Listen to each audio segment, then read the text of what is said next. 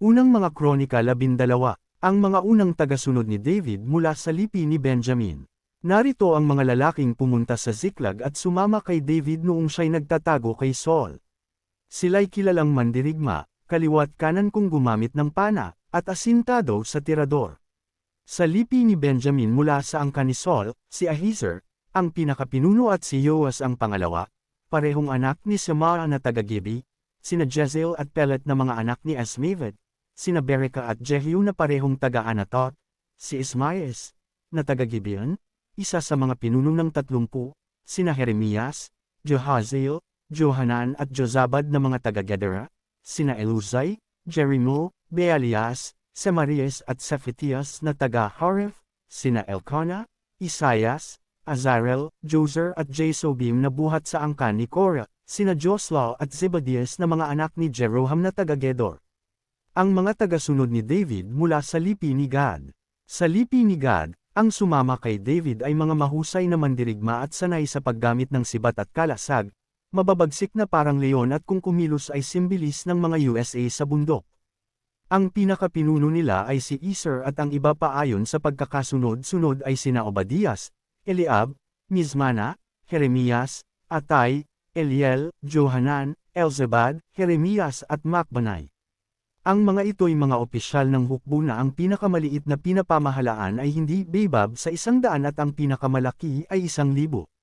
Sila ang tumawid sa ilog Jordan ng unang buwan na ito'y umaapaw at naging dahilan ng paglikas ng mga taong naninirahan sa silangan at kanluran ng kapatagan doon. Ang mga tagasunod ni David mula sa mga lipi ni na Benjamin at Judah. May iba pang mga tauhan mula sa mga lipi ni na Benjamin at Judah na sumama na rin kay David. Ang mga ito'y sinalubong ni David na nagsasabing, kung naparito kayo bilang mga kaibigan, tatanggapin ko kayo. Ngunit kung mga kaaway, kahit wala pa akong nagagawang karahasan, hatulan nawa kayo ng Diyos ng aming mga ninuno. Noon din si Amasai na pinuno ng 30 ay kinasihan ng Espiritu ng Diyos at nagsabi, "Kami sa iyo, O David, kami kakampi mo, anak ni Jesse. Kapayapaan naway sumaiyo at sa mga kapanalig mo. Sapagkat Diyos ang iyong katulong." Malugod silang tinanggap ni David at ginawa silang mga pinuno sa kanyang hukbo.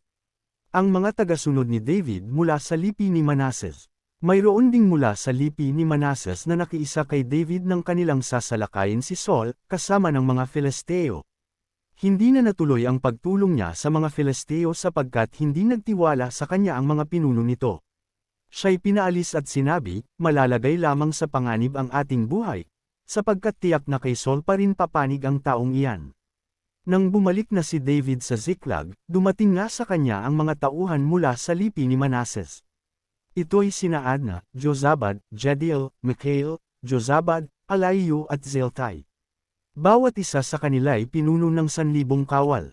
Malaki ang naitulong nila kay David at sa kanyang mga tauhan, sapagkat sanay silang mandirigma.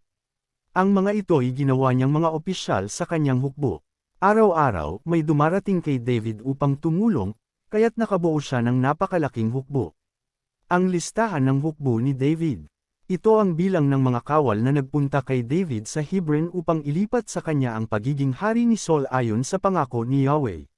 Judah, 6,800 na mahuhusay gumamit ng sibat at kalasag, Simeon, 7,100 na mga kilala sa tapang at lakas, Levi, 4,600, Aaron sa pamumuno ni Joiada, 3,700, Zadok kasama ang 22 pinuno ng kanilang angkan, Benjamin, lipi ni Saul, 3,000, karamihan sa kanila'y nanatiling tapat sa angkan ni Saul, Ephraim, 20,800 matatapang at kilala sa kanilang sambayanan, kalahating lipi ni Manasseh, 18,000 na pinapanta upang gawing hari si David, Issachar, 200 mga pinuno kasama ang mga angkang kanilang pinamumunuan.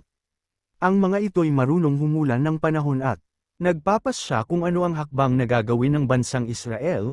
Zebulun, 50,000 kawal na bihasa sa labanan at sanay sa lahat ng uri ng sandata. Naphtali, 1,000 pinuno at 37,000 kawal na armado ng kalasag at sibat. Dan, 28,600 kawal na sanay sa labanan. Asher, 40,000 kawal na handa na sa labanan. Mula naman sa lipi ni Ruben, Gad at kalahating lipi ni Manases na nasa ibayo ng Jordan, 120,000 armado at bihasa sa lahat ng uri ng sandata, ang lahat ng ito ay handang makipagdigma, at nagpunta sa Hebron na iisa ang layunin, gawing hari ng Israel si David. 3 araw silang kumain at uminom na kasama ni David sapagkat sila'y ipinaghanda roon ng kanilang mga kababayan, maging ang mga taga-kalapit bayan ng Issachar, Zebulun at Naphtali ay nagdala sa kanila ng pagkain. Dumating sila roon na dala ang mga asno, kamelyo, bisiro at toro, at sari-saring pagkain tulad ng harina, igos, mga kumpol ng tinuyong ubas, alak, langis, mga toro at tupa. Nagkaroon ng malaking pagdiriwang sa buong Israel.